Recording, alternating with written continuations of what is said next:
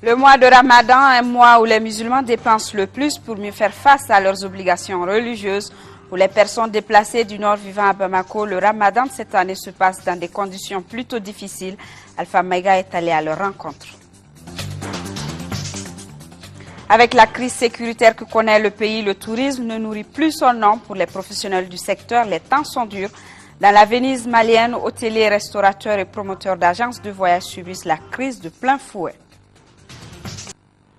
Nous sommes mercredi, bonsoir et bienvenue à cette édition. Le Conseil des ministres s'est réuni sous la présidence du professeur Dioncounda Traoré. Le président de la République par intérim s'est dit très heureux de retrouver le gouvernement au grand complet. Il a saisi l'occasion pour saluer l'équipe de Cheikh Modibo Diarra pour le travail accompli. Pendant son absence, Amadou Sankaré était dans les couloirs du palais de Koulouba. Sur les hauteurs de Koulouba, ce mercredi matin, il faisait beau temps. Et c'est dans cette atmosphère que le président de la République par intérim, Dioncounda Traoré, a présidé les travaux du premier conseil des ministres après son retour au pays. J'ai retrouvé le gouvernement complet avec extrêmement de plaisir. Je les ai remerciés et félicités. D'abord parce que lorsqu'il m'est arrivé ce que vous savez, ils ont montré beaucoup de sollicitude et beaucoup de sympathie. Ils m'ont envoyé pendant que j'étais ici une forte délégation. Et lorsque j'étais à Paris également, beaucoup de ministres sont allés me voir pour me souhaiter un prompt rétablissement. Donc je les ai remerciés pour cela. Et je les ai remerciés également pour le travail qu'ils ont abattu pendant mon absence. Vous savez, notre pays traverse des périodes extrêmement difficiles. Et travailler dans un gouvernement aujourd'hui, ce n'est pas facile, ce n'est pas simple. Je crois que tous ceux qui sont dans le gouvernement du Mali aujourd'hui sont des hommes et des femmes qui ont accepté quelque part de sacrifier une partie de leur personne et éventuellement de leurs intérêts. Donc je les ai remerciés pour le travail qu'ils ont fait pendant mon absence. J'ai souhaité bonne chance au Mali. Et j'ai demandé également que tout le monde fasse des vœux et des bénédictions pour que le Tout-Puissant continue à nous assister et à nous inspirer. Ce conseil se tient dans un contexte particulier, au moment où la formation d'un gouvernement d'union nationale est attendue. Mais à quand la formation de cette équipe? Rien vous dire pour le moment, je suis en train de consulter. Je pense que dès que j'aurai terminé les consultations et que nous nous serons mis d'accord sur un certain nombre de lignes directrices, nous mettrons en place un gouvernement d'union nationale. Compte tenu de son agenda très chargé, le président de la République a quitté le Conseil après l'ouverture de séance pour poursuivre ses consultations avec les forces vives de la nation. Et justement, à l'ouverture des travaux, le président de la République s'est dit réconforté par le soutien et les témoignages de sympathie du Premier ministre et de l'ensemble des membres du gouvernement suite à l'agression dont il a été victime le 21 mai 2012. Il les a remerciés pour le travail réalisé avec abnégation dans un contexte particulièrement difficile pour notre pays et les a encouragés à continuer à travailler pour le Mali et les Maliens. En retour, le Premier ministre a souhaité au président de la République bon retour et courage dans l'accomplissement de sa mission. Après donc examen des points inscrits à l'ordre du jour, le Conseil a procédé à des nominations et a entendu une communication avec moi dans ce studio, Ibrahima Djombele, pour vous livrer le contenu. Bonsoir Ibrahima. Bonsoir Aïssata Ibrahim Maïga. On commencera par le chapitre des mesures individuelles. Le Conseil des ministres a procédé aux nominations suivantes au titre du ministère de la Défense et des anciens combattants. Chef d'état-major de la Garde nationale, colonel Moussa Diawara, chef d'état-major adjoint de l'armée de l'air, colonel Bougari Diallo, au titre du ministère du Commerce, des Mines et de l'Industrie, directeur du Centre malien de promotion de la propriété industrielle, Madame Konaté Suntou Diawara, ingénieur de l'industrie et des Mines, directeur général de l'Agence malienne de normalisation et de la promotion de la qualité, Yaya Niafo, vétérinaire et ingénieur de l'élevage. Au titre du ministère de l'Agriculture, de l'Élevage et de la Pêche, conseil technique, Moussa Kamara, ingénieur de l'Agriculture et du Génie rural. Au titre du ministère de l'Enseignement supérieur et de la Recherche scientifique, directeur général du Centre national des œuvres universitaires, CNU, colonel-major Nouhoum Sangaré.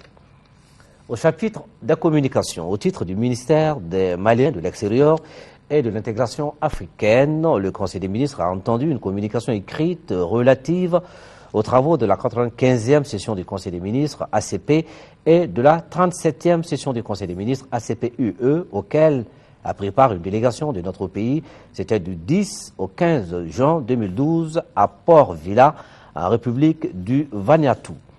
La 95e session du Conseil des ministres ACP s'est réunie dans la perspective des préparatifs de la 37e session du Conseil des ministres des groupes ACP et ACP-UE. Le Conseil des ministres ACP a, au cours de cette session, examiné plusieurs questions portant sur le coton, le sucre et la banane, les accords de partenariat économique, les préparatifs de la conférence des Nations Unies au Brésil et l'examen de la performance du 10e Fonds européen du développement. Quant aux travaux de la 37e session du Conseil des ministres conjoint ACP-UE, ils ont porté sur la ratification de l'accord de Cotonou, la conférence des Nations Unies sur le développement durable, l'accès des petites et moyennes entreprises ACP à la facilité d'investissement, le Centre pour le développement de l'entreprise, l'accord de partenariat économique APE, la politique de développement de l'Union européenne, l'appui budgétaire et la coopération au développement ACP-UE après 2013, l'état d'avancement de la préparation du cadre financier pluriannuel 2010-2014, la revue des performances du 10e FED et les migrations et le développement. Ces différentes sessions du Conseil des ministres ACP et du Conseil conjoint ACP-UE ont offert au ministre des Affaires étrangères et de la coopération internationale l'opportunité d'éclairer les représentants de 119 États ACP et ceux de l'Union européenne sur la situation politique et sécuritaire du Mali, notamment dans les régions nord occupées par les rebelles et leurs alliés djihadistes et salafistes. Elles ont permis d'enregistrer un soutien renforcé du groupe ACP et de l'Union européenne à l'endroit de notre pays. Assata Ibrahim. Merci Ibrahima Diombele. Nous poursuivons cette édition avec le président de la République par intérim qui vient de l'annoncer. Il continue les consultations pour la formation d'un gouvernement d'union nationale. Après les différents regroupements politiques hier, Dioncounda Traoré a reçu ce matin des leaders religieux, des représentants des familles fondatrices de Bamako et des membres du réseau des communicateurs traditionnels. Le point avec Bourama Traoré. Deuxième jour de consultation du président de la République par intérim, à l'honneur les forces vives de la nation. D'abord, le professeur Dioncounda Traoré a reçu les leaders religieux. Au menu des échanges, encore le Mali. Cette entrevue entre le chef de l'État et les leaders religieux, semble-t-il, a été très utile.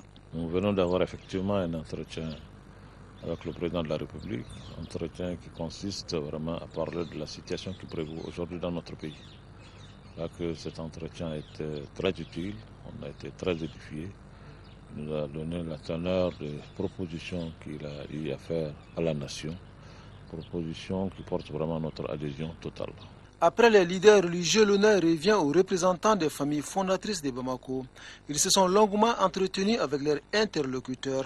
Principal sujet abordé, la crise politique et sécuritaire du Mali. Au terme de la rencontre, la délégation n'a pas souhaité s'exprimer. Dernière délégation consultée ce mercredi par le président Dioncounda Traoré, c'est celle du réseau des communicateurs traditionnels. Le message des membres du réseau est on ne peut plus clair. Il faut vite redresser le bateau Mali. Nous avons vu en ce monsieur une sagesse, un pardon, l'amour de son pays. Qu'est-ce qu'il nous a dit? Le Mali, toujours le Mali et encore le Mali. Le second message, une partie du Mali est sous occupation. Il faut la libérer. Quelle que soit la condition, il faut la libérer. C'est le Mali. Le Mali reste un et entier. Et nous, Récotards, on va l'accompagner. On va accompagner toutes les institutions de ce pays pour la paix de ce pays. Les consultations devront se poursuivre ce jeudi. L'objectif final est de mettre en place un gouvernement d'union nationale afin de trouver une solution définitive à la crise institutionnelle qui secoue le Mali. Et nous le souhaitons tous, le président de la République par intérim, Dioncounda Traoré, a reçu en audience en fin d'après-midi l'ambassadeur du Maroc au Mali. Hassan Nassiri est venu saluer le président Traoré après son retour de France. Par la même occasion, le diplomate marocain a prôné la cohésion, l'entente entre les frères maliens pour que notre pays retrouve sa stabilité. Nous l'écoutons, il est au micro de Daouda Sidiki Diarra. C'est juste pour lui souhaiter un prompt rétablissement et aussi pour lui souhaiter une très belle reprise et plein succès dans ses nobles missions pour rétablir la stabilité du Mali, la stabilité d'antan au Mali. C'est dans ce sens-là. Le Mali traverse un moment difficile de son histoire. Alors, quel est le message que vous adressez au peuple malien? Si j'ai un message, donc, en toute fraternité, donc j'appelle à l'entente, à l'union, à la cohésion et au travail pour des sorties consensuelles. Mais je suis confiant, le Mali est en train de se rétablir, donc il retrouvera la stabilité d'antan et retrouvera sa place habituelle sur la scène régionale et internationale. Et ce message de félicitations du président de la République par intérim à son Excellence, Madame Evelyne Widner-Champ, présidente de la Confédération suisse. La célébration de la fête nationale de votre pays m'offre l'heureuse occasion d'adresser à votre Excellence ainsi qu'au peuple suisse, au nom du peuple du Mali et en mon nom propre, mes très vives et chaleureuses félicitations. Je voudrais saisir également cette heureuse opportunité pour vous féliciter de la qualité des relations d'amitié et de coopération qui existent si heureusement entre le Mali et la Suisse et vous assurer de ma disponibilité constante à œuvrer de concert avec vous pour le renforcement, formant des vœux sincères de bonne santé et de bonheur pour votre Excellence, de progrès et de prospérité croissante pour le peuple suisse. Je vous prie d'agréer, Excellence Madame la Présidente, les assurances de ma très haute considération. 13 250 000 francs CFA, c'est la valeur du don de la société Bulk Mining Explosive au collectif Cri de Cœur. Il est composé de 17 tonnes de riz, de 300 cartons d'eau de javel et de 800 moustiquaires. C'est un don destiné au camp des réfugiés de Sévaré, un geste qui devra améliorer les conditions de vie des déplacés des régions du Nord vivant à Sévaré. C'est un geste donc de la société Bulk Mining Explosives au collectif Cri de Cœur.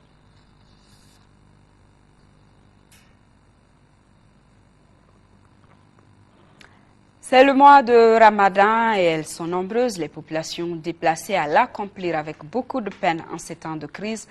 Pour certaines familles déplacées, les dépenses peuvent aller de 200 à 500 000, sinon plus pour le mois. Comment les familles déplacées du Nord vivent-elles ce mois de Ramadan? Alpha Maïga est allé à la rencontre de certaines. Aujourd'hui, Bamako, la capitale, compte le plus grand nombre de personnes déplacées. Il n'y a pas une famille des ressortissants du Nord qui ne soit pas devenue un campement. Situation oblige. En ce mois de Ramadan, la situation pour les déplacés est loin d'être simple. Très mal. Très mal. Je ne peux pas vous qualifier comment je vis. Mais vraiment, je vis très mal le mois de Ramadan. J'ai vu le mois de Ramadan grâce au bon Dieu. Parce que depuis que j'ai quitté chez moi pour venir ici, je me suis consacrée au bon Dieu. Donc, grâce à mes salaires, parce que j'ai mon salaire qui se trouve au niveau de la BNDA. Idrissa est en location en commune 6, à raison de 175 000 francs CFA par mois. Bintou Guitei, enseignante, elle est en commune 4. Elle paye 40 000 francs CFA par mois. La charge est énorme pour eux. J'ai à peu près chez moi ici, ça avoisine 40 personnes. Donc, certains des enfants sont sortis. Et bon, pour ce qui concerne les dépenses quotidiennes, bon, c'est à peu près, je fais 10 000 francs sans compter le riz par jour, quoi. Donc on a souvent des problèmes d'eau et j'arrive à payer jusqu'à 2 000 francs d'eau.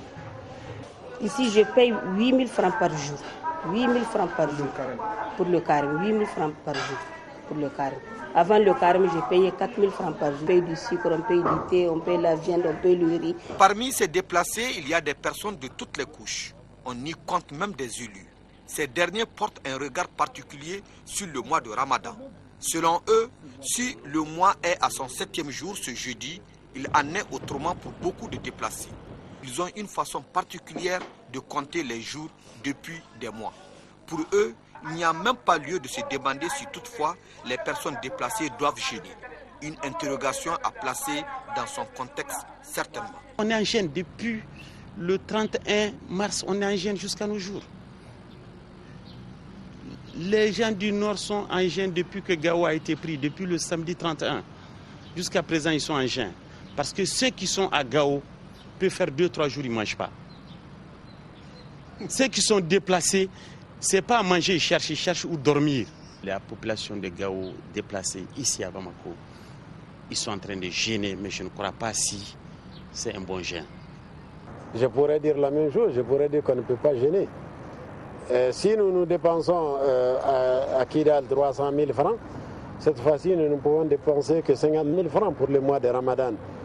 Donc il y a déjà une austérité qui est là et il y a aussi, ça peut jouer sur la manière de faire le Ramadan, mais grâce à nos amis, grâce à certaines personnes qui sont là, on arrive à tenir. Ils le savent, ils vivent la situation. Que faire?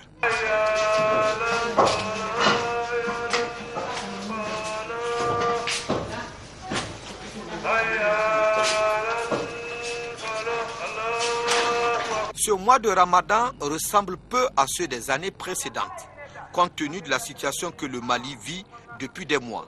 Pour ces déplacés, le seul cadeau de ce mois béni, le mois de Ramadan, reste celui de la libération du Nord, voire l'unité nationale retrouvée. Situation pas du tout facile et c'est Dieu qui nourrit grâce à la solidarité malienne. Nous espérons que ça va aller dans peu de temps. On va reconquérir nos régions et continuer comme on le voudrait. Ce communiqué de presse, le ministre des Maliens de l'extérieur, de l'intégration africaine, Traoré Rokia Gikini, qui entreprend du 2 au 5 août 2012 une mission en République du Niger en compagnie de ses homologues de l'action humanitaire, de la solidarité et des personnes âgées, de la famille, de la promotion de la femme et de l'enfant, ainsi que de l'éducation de base, de l'alphabétisation et de la promotion des langues nationales. Au Niger se trouvent quelques 40 000 réfugiés du nord du Mali installés dans la région de Tillabéri sur 3 sites aménagés et dans la région de Taouya sur 4 sites spontanés en plus de la commune urbaine de Niamey. Madame Traoré Rokia Gikini prendra contact avec la diaspora malienne au Niger pour l'informer sur l'action humanitaire en cours et lui témoigner de la reconnaissance du gouvernement pour les efforts déployés en faveur des populations en détresse. La ministre adressera également les remerciements du gouvernement aux autorités du Niger pour l'élan de solidarité qu'elles ont manifesté depuis le déclenchement des douloureux événements survenus au nord du Mali. On ne finit pas d'en parler en cette période de conflit armé. Les enfants et leurs familles sont les plus vulnérables au risque des munitions non explosées. Par exemple, depuis mars 2012, 27 accidents occasionnant plus de 40 victimes ont été signalés dans nos régions occupées. C'est pour donc sensibiliser la population civile que l'UNICEF, en partenariat avec la Commission nationale de la campagne internationale de la lutte contre les mines et les armes à sous-munitions, vient d'organiser une session de briefing à l'intention du réseau des journalistes pour la sécurité et le développement en Afrique de l'Ouest. Le reportage de Adama Tangara. Cette rencontre de formation des journalistes sur les mines et engins explosifs au Mali est une question d'actualité quand on sait que le nord du Mali est occupé par des bandits armés. Tenez bien, à Tombouctou, le 8 avril 2012, 3 enfants âgés de 9 à 15 ans qui jouaient et manipulaient des restes d'explosifs de guerre ont été victimes d'un grave accident. 2 d'entre eux y ont laissé leur jeune vie et le 3e s'en est sorti sans une jambe et un bras. À Gao aussi, un accidentellement par une grillade. Ce n'est pas tout. L'UNICEF, par le biais de ses partenaires opérant au nord, a recensé 27 accidents similaires depuis le mois de mars, causant 2 victimes, dont la moitié sont des enfants. Il nous revient après, étant journaliste formé, de faire usage de nos nouvelles connaissances. Et j'en appelle donc à votre engagement pour être des partenaires clés de l'UNICEF pour jouer un rôle décisif et susciter l'intérêt et la compréhension d'un tel programme. En cela, vous restez tous ici présents des acteurs incontournables et un maillon essentiel dans la promotion et l'amélioration des conditions de vie des enfants et des femmes. Le ministère des Affaires étrangères et de la coopération internationale est donc convaincu de la pertinence de cette journée de formation des journalistes sur les risques des restes explosifs de guerre au Mali. Le ministère des Affaires étrangères a exprimé son enthousiasme à être associé à ce débat, pleinement convaincu des idéaux qui ont présidé et qui saisissent la conclusion des traités d'Ottawa sur les mines antipersonnelles et la Convention d'Oslo sur les armes à sous-munitions, ainsi que de la nécessité de la lutte contre l'utilisation de certaines armes. Dans le contexte actuel, il nous est revenu que des mines terrestres auraient été déposées autour de Gao. Si cette information se confirmait, elle ajouterait la menace d'une catastrophe. Donc, si vous voyez des restes explosifs de guerre, n'y touchez pas et allez aviser les autorités compétentes à la matière. Sur un tout autre plan, la viande rouge occupe une place importante dans la gastronomie malienne. Pourtant, elle n'est pas toujours inspectée comme le recommandent les services sanitaires, car dans notre pays, l'abattage des animaux s'effectue souvent de façon clandestine. Cette pratique, qui peut avoir des conséquences graves sur la santé des consommateurs, semble être courante à Bamako. La direction régionale des services vétérinaires du district de Bamako vient de procéder à la saisie d'une importante quantité de viande. La directrice régionale des services vétérinaires nous donne des détails. Dr Kanerukia Magiraga est au micro de Tiemogo Konate. Nous avons essayé d'organiser une sortie beaucoup plus accentuée en équipe avec la police aujourd'hui pour assainir encore une fois de plus les produits consommés par la population du district. Et cela parce que, c'est le mois de Ramadan, la viande elle est consommée en grande quantité pendant le mois de Carême. La viande, elle peut être source de zoonoses, telles que la tuberculose. Et un second point, c'est de la viande qui peut entraîner des diarrhées et des vomissements. Donc il faut éviter cela aussi, souvent qui sont même mortels. Les viandes saisies, souvent, peuvent être de bonne qualité. Après l'inspection, s'il y a une quantité qui est bonne, et elle est livrée sur le marché, mais à un prix inférieur au prix d'achat même de la viande. C'est toujours demander à la population. Les produits moins chers ne sont pas toujours les bons. Si la viande est abattue à l'abattoir, c'est sûr que vous allez voir le cachet. Et le cachet aussi, il faut faire attention. Il y a des cachets frauduleux aussi. Vigilance donc à nos consommateurs. En 5e région, la société Toguna Agro-Industrie vient de mettre à la disposition du village de Sine 3 salles de classe pour la médersa du village. Le coût de l'infrastructure est de 15 millions de francs CFA. La cérémonie d'inauguration s'est déroulée à Sine, dans la commune urbaine de Djenné, en présence des autorités administratives, politiques et scolaires. Moustapha Doumbia. Ces 3 salles de classe sont destinées à la nouvelle médersa de Sine, dans la commune de Djenné. L'infrastructure comporte aussi un bloc de 3 latrines et a coûté 15 millions de francs CFA. C'est un geste de Seydou Nantoumé, président directeur général de Toguna Agro-Industrie. Toute chose appréciée à sa valeur par les bénéficiaires. Au-delà de sa forte implication dans le développement agricole de notre pays, à travers la production et fourniture d'intrants, aujourd'hui, ces actions humanitaires, comme celle de ce matin, ne cessent de combler les aspirations d'un peuple qu'il a tant aimé. Selon les représentants du centre d'animation pédagogique ainsi que les autorités administratives et politiques de Djenné, ces nouvelles salles de classe ainsi inaugurées devraient contribuer à l'amélioration de la qualité de l'enseignement au niveau de la médersa de Sine qui compte actuellement 146 élèves.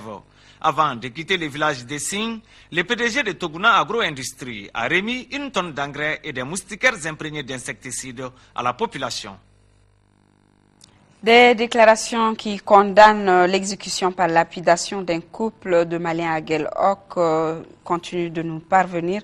Ce soir, l'ANC Mali et l'Union pour la République et la démocratie s'insurgent énergiquement contre cet acte odieux et barbare aux antipodes des principes universels qui fondent les libertés individuelles et collectives. Ils le condamnent avec la dernière rigueur. En 5e région, je vous le disais dans le titre, le tourisme a du mal à nourrir son homme. À Mopti et à Sévaré, les raisons, le manque de clients dû certainement à l'insécurité dans cette partie du pays. Cette difficulté a plongé les professionnels du secteur dans le chômage et l'inquiétude. Hôteliers, restaurateurs, promoteurs d'agences de voyage et de galeries, bref, tous les acteurs sont touchés par l'absence de visiteurs. Pour en savoir davantage sur le sujet, une équipe de reportage de l'ORT Mopti, conduite par Moustapha Doumbia, est allée voir. Le tourisme a longtemps constitué un des secteurs importants de l'économie de la 5e région administrative du Mali. L'apport de l'activité touristique à l'économie régionale s'estime en termes de milliards avec un nombre important de visiteurs étrangers. Le Mali dispose des entités patrimoniales de l'humanité extrêmement importantes et expressives. Et donc ici dans la région de Mopti, la seule région touristique de Mopti, nous en disposons de 3. Il y a la cité historique de Djéné, il y a aussi le sanctuaire naturel et culturel que les gens appellent communément le pays d'Ogon. Il y a aussi une entité du patrimoine mondial de l'humanité, mais cette fois-ci une entité patrimoniale immatérielle, le Yaral et le Dégal. En temps normal, la région touristique de Mopti dans son ensemble reçoit entre 100 000 et 120 000 touristes par an, paie quand même entre 15, 16 et 17 milliards par an. Les impacts néfastes constatés dans le secteur ces dernières années ont été accentués par les problèmes d'occupation des régions nord du pays. Conséquences directes, le chômage et l'inquiétude. Nous avions commencé notre souffrance depuis fin 2009. En 2010, il y a eu un peu de tourisme, mais c'était vraiment menacé. À notre niveau ici, il y avait 15 employés. J'étais obligé de laisser au moins 4 en chômage technique. Il n'y a rien, 0 client. Le personnel est en chômage. Nous-mêmes, on risque d'aller en chômage si ça continue comme ça. On est devenus les gardiens de nos hôtels. Les galeries d'objets d'art et les agences de voyage sont aussi durement touchées par le manque de visiteurs. Toute personne qui vit sur le tourisme, qui vit du tourisme, vraiment, on est entre le chaud et le froid. Ça ne va pas. Aujourd'hui, il y a presque tous les agents de voyage qui se trouvent dans la région de Mopti qui ont fermé leurs portes. Et tout le monde survit comme il peut actuellement, sans le soutien de personne. Il faut soigner le malade avant la mort. Bon, le médecin après la mort, ça ne sert à rien. Qu'il vienne nous aider, c'est le moment. Une autre couche très sensible à des bouleversements du secteur tourisme, c'est celle des guides de tourisme. Certains de ces guides professionnels ont été contraints à se convertir dans d'autres activités. Moi, personnellement, je suis actuellement un chef d'escale. Moi, aujourd'hui, ça va un peu chez moi. Mais les autres, mes camarades, est-ce qu'il y en a des gens parmi nous même qui peuvent trouver à manger? Parce qu'actuellement, c'est très très difficile pour ces gens-là. Des mesures sont en train d'être prises, en tout cas en ce moment précis. Nous y travaillons nous-mêmes au niveau de la région pour voir comment parvenir à appuyer dans le sens quand même de l'aplanissement des difficultés de vie que rencontrent ces opérateurs privés et ces professionnels de notre secteur. Ici, en 5e région, les professionnels du tourisme sont convaincus que leur sort est fortement lié à la récupération du nord du pays et à la relance de leurs activités. Que de difficultés dans cette édition. Le nageur américain Michael Phelps, 27 ans, est champion olympique pour l'éternité. Il est devenu hier le champion le plus médaillé de l'histoire olympique avec 19 récompenses obtenues depuis 2004. 19 médailles dont 15 en or, 2 en argent, 2 en bronze. Le géant se lance demain dans un dernier défi pour devenir peut-être le premier nageur à décrocher 3 titres olympiques consécutifs. Et nous sommes au terme de cette édition. Prochain rendez-vous demain 10h avec Sira Bakili. Je vous retrouve si tout va bien pour les éditions du soir. D'ici là, n'oublions pas nos compatriotes des régions du Nord vivant sous occupation. Soyons de cœur avec eux et gardons surtout espoir. Bonne suite de nos programmes.